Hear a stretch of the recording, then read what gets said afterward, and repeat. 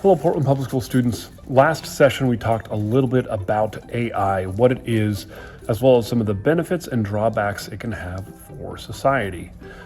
In today's lesson, we're going to talk about how AI is trained using data input in order to achieve a certain output that we want from AI.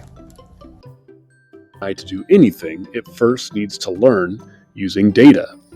Data is any type of information that can be collected, categorized, and analyzed.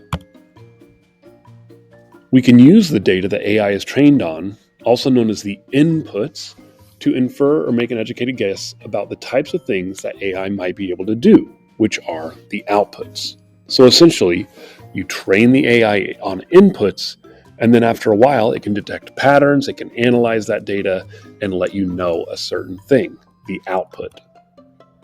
So, input is the data an AI application uses to learn or to perform a task.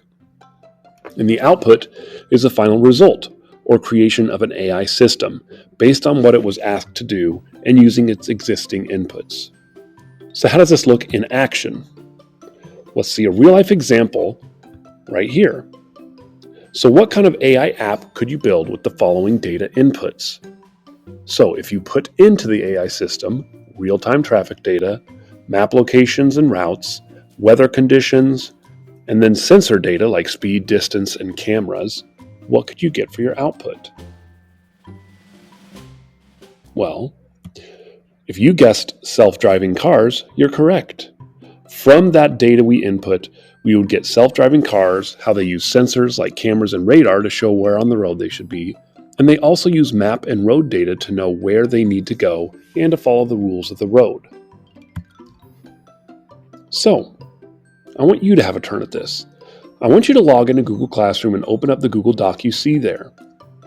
Make an educated guess based on the information on what the output will be, based on the input, or what input is required for an AI to generate the written output.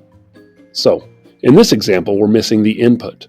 But if we know we want the AI to make a recipe generator, what do you think we need to put in for the input?